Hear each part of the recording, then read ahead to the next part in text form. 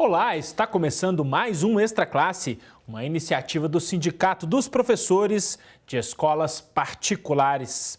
No programa de hoje você confere uma entrevista sobre a 8ª Marcha da Classe Trabalhadora. Milhares de trabalhadores foram às ruas nesta quarta-feira para reivindicar mais direitos e qualidade de vida. O ato, concentrado em São Paulo, foi convocado pelas centrais sindicais. E quem está aqui conosco para falar sobre este assunto é Gilson Reis, presidente do Simprominas. Olá, Gilson, seja bem-vindo, é um prazer recebê-lo aqui no nosso programa. Obrigado, Denilson. Vamos lá para discutir a marcha. Ok, Gilson, qual é o balanço que você faz dessa atividade convocada pelas centrais sindicais, que esteve concentrada em São Paulo, mas também foi realizada em outras cidades? Denilson, essa marcha ela foi pensada no Conclate em 2009, 2010, onde nós organizamos um programa mínimo da classe trabalhadora brasileira, que consiste basicamente nas questões que envolvem o mundo do trabalho.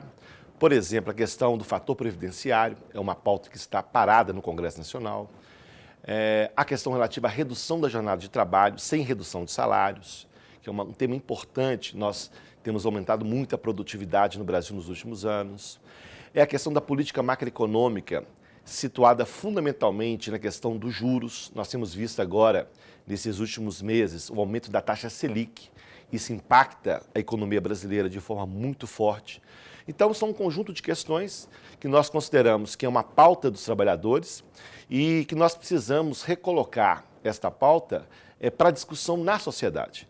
E, fundamentalmente, porque o ano de 2014 é um ano eleitoral e também os trabalhadores precisam dizer o que pensam, o que querem e como agirão nesse processo em disputa no país. Então, os trabalhadores, que são a larga maioria do povo brasileiro, precisam dizer o que querem e como vão agir nesse processo em curso no Brasil. Agora, Gil, sobre essas reivindicações apresentadas nesse ato, enfim, pelas centrais sindicais, o cenário econômico é favorável para que elas sejam atendidas? Qual é a sua avaliação a respeito disso? Denilson, há uma tentativa de setores rentistas do sistema financeiro nacional e internacional na tentativa de desgastar o governo.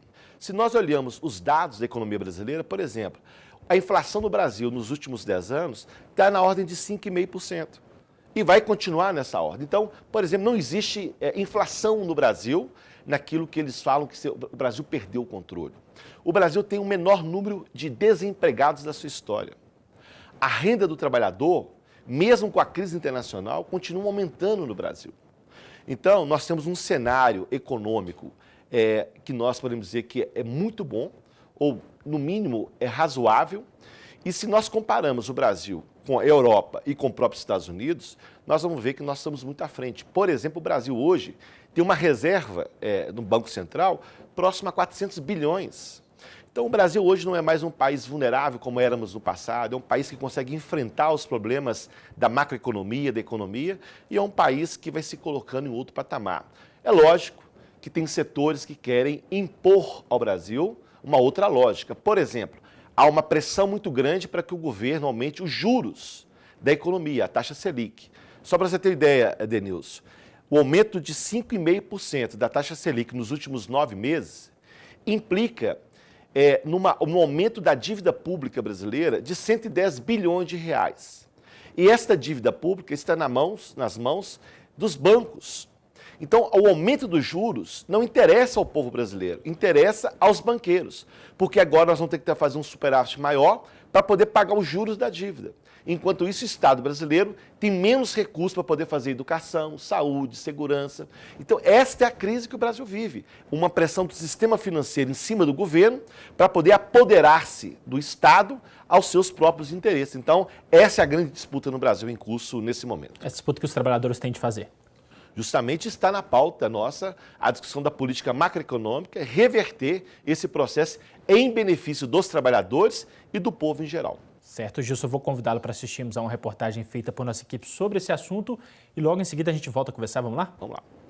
Trabalhadores de todas as partes do país participaram da 8ª edição da Marcha das Centrais Sindicais, no dia 9 de abril, em São Paulo.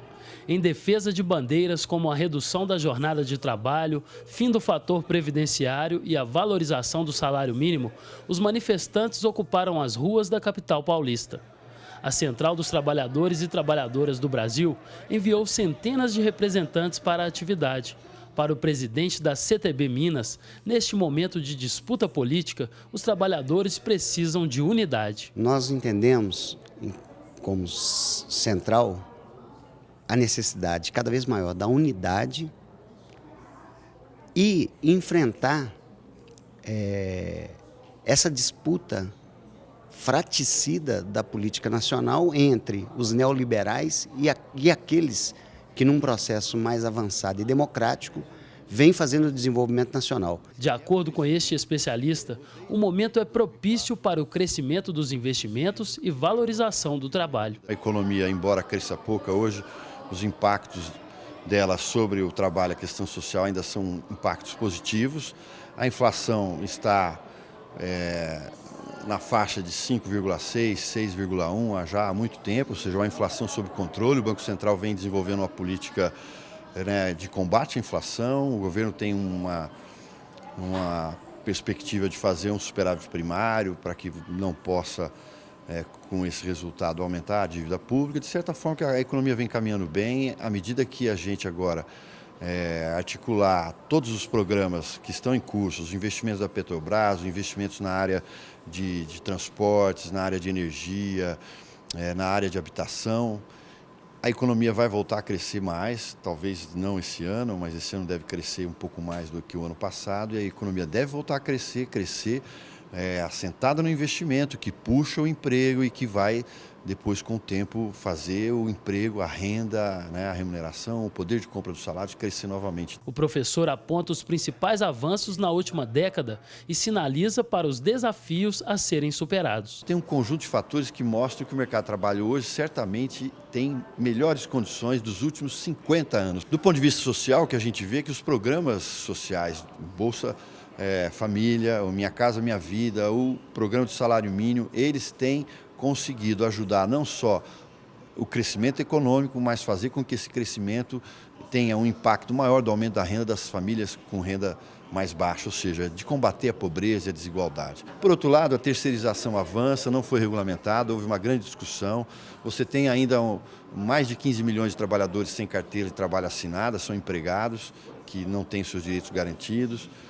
Então, você tem alguns aspectos de um mercado de trabalho historicamente desestruturado que ainda não avançaram, mas que deve avançar à medida que a gente volte a crescer num patamar melhor e que outras políticas, como as que foram feitas até agora, outras políticas passem a enfrentar esses problemas. A educação também foi uma das questões discutidas na Marcha dos Trabalhadores. A luta por mais direitos e qualidade de vida, tema central do ato em São Paulo, também é uma realidade quando se trata das escolas brasileiras. Em Minas Gerais, na rede privada de ensino, os professores se mobilizam para avançar na conquista de melhores condições de trabalho e salários. A luta dos trabalhadores, de maneira geral, é a luta também da educação. Não há um país desenvolvido sem valorizar os professores. Portanto, é fundamental que, além de um desenvolvimento das categorias de maneira geral, da luta do trabalhador de maneira geral, é preciso que haja a valorização dos professores, porque não há país desenvolvido sem educação desenvolvida.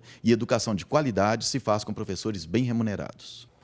Agora, Gilson, nós vimos aí na reportagem, no campo da educação, os professores da rede privada aqui em Minas também estão em campanha por mais direitos e qualidade de vida. Qual é o panorama atual? Denilson, o setor privado no Brasil de educação é o setor que mais lucra hoje.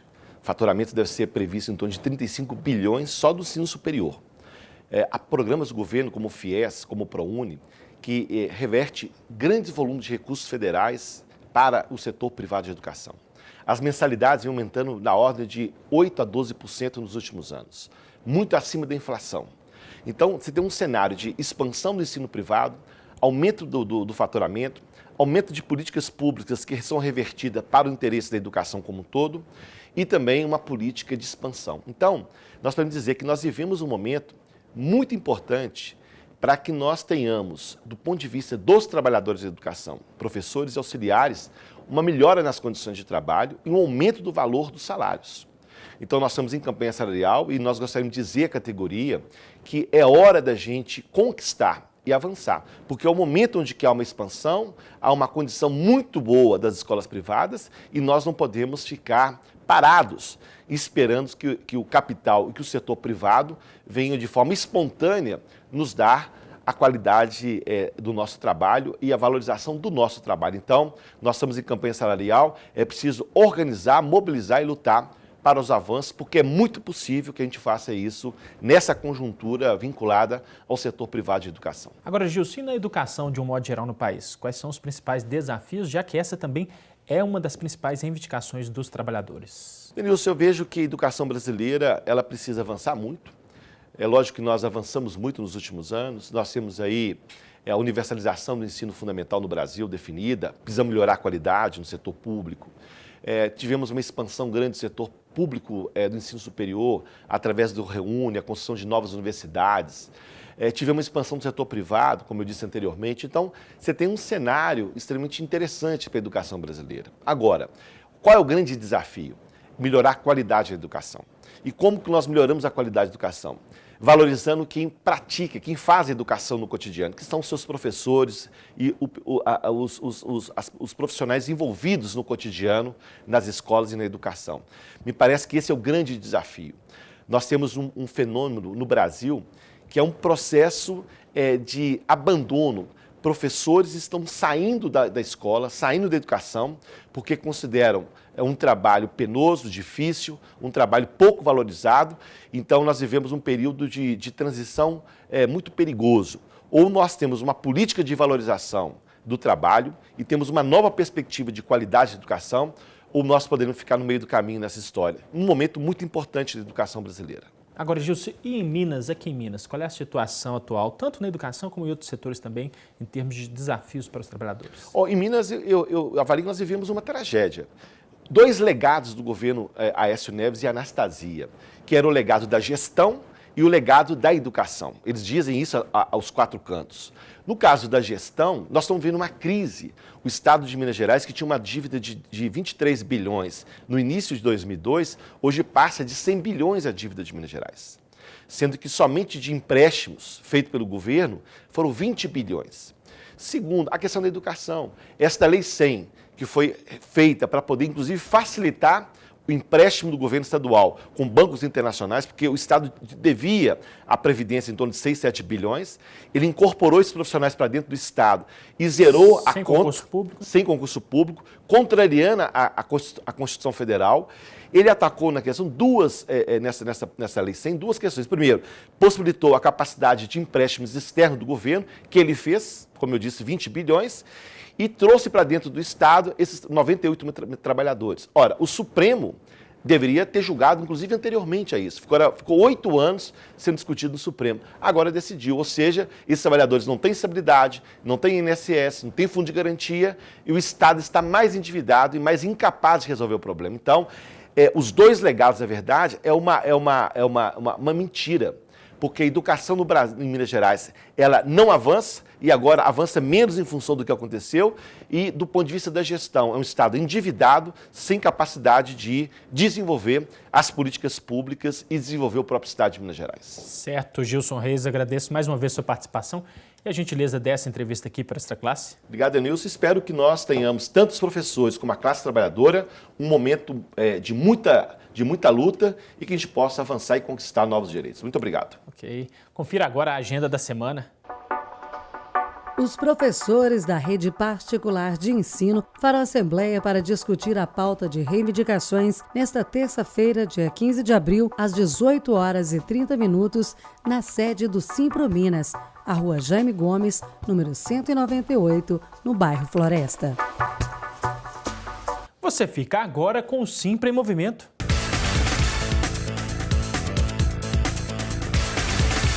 Em um evento marcado pela emoção e com a presença de mulheres de diversos segmentos da sociedade, o Simprominas lançou no dia 4 de abril a 7ª edição da revista Elas por Elas. Na ocasião, 25 mulheres que protagonizam lutas pela igualdade de gênero foram agraciadas com a medalha Clara Zetkin. A 7ª edição da revista premiadíssima porque ela reporta e diz sempre da luta das mulheres pelo seu espaço, por uma sociedade mais justa, por uma sociedade mais igualitária, mulheres que são do povo, mulheres que estão dentro das suas comunidades e que têm, através da revista Elas por Elas e da medalha Clara Zete, um grande reconhecimento do Sindicato dos Professores por lutarem dia a dia pelo reconhecimento do papel, da importância do papel da mulher na sociedade e na construção de um mundo igualitário. A publicação do Sindicato dos Professores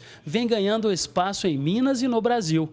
No fim do ano passado, a revista venceu o Prêmio de Jornalismo Abdias Nascimento. Esse prêmio, ele consolida uma ideia que nasceu de um grupo, né, da comunicação, junto com algumas diretoras aqui do sindicato, e nos aponta que estamos no caminho certo, porque não só o reconhecimento da categoria dos professores, as mulheres que somam e que divulgam a nossa revista, mas veja, a representação que se dá, a importância do Prêmio Abdias, né? Várias vezes estivemos lá e ganhamos agora em 2013. Precisamos sim continuar com a nossa revista, com as nossas ações, na perspectiva de que essa luta ela não é ainda totalmente definida. Nós não conquistamos, não chegamos ao patamar que ainda queremos chegar. A capa da revista foi reservada para uma homenagem póstuma à Dona Valdete Cordeiro, criadora do grupo Meninas de Sinhá, que ajuda mulheres a resgatar a autoestima através da música. Marilda fala sobre o que sente ao ver a mãe em destaque mais uma vez.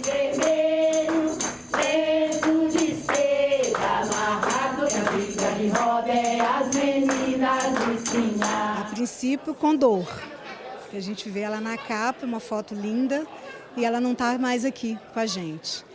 Mas isso passa e aí é com orgulho que eu venho receber essa homenagem em nome dela, uma mulher que tanto lutou, uma guerreira, que Valdete foi uma guerreira, que tanto lutou pelas mulheres do Alto Veracruz, né? Tá aí o exemplo com as meninas de Sinhá. Então, assim, é muito bacana, chega a ser emocionante estar vindo receber essa homenagem, né? Em nome da Valdete.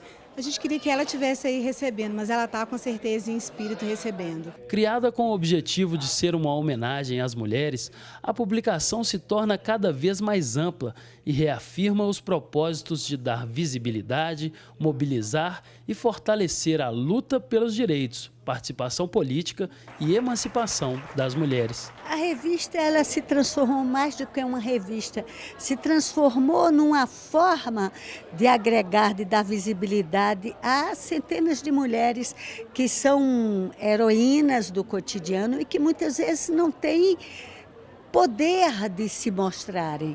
Eu acho que o papel da revista é, sobretudo, mostrar que a mulher é capaz, no seu cotidiano, rasgar a invisibilidade e dizer: elas que são por elas, são também por eles. A deputada ressalta o papel educativo da obra. Essa revista, ela precisa ter uma distribuição nacional.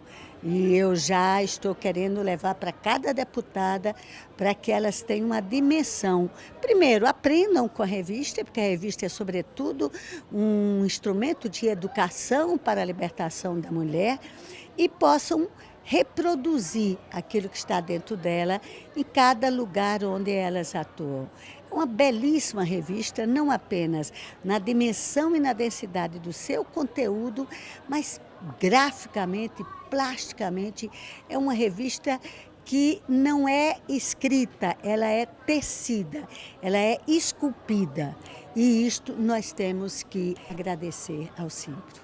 A gente fica por aqui, mas para saber mais sobre o Sindicato dos Professores, é só visitar o nosso site. Sua participação é muito importante. Envie sugestões e críticas para o endereço extraclasse@simprominas.org.br. Um grande abraço e até a próxima semana.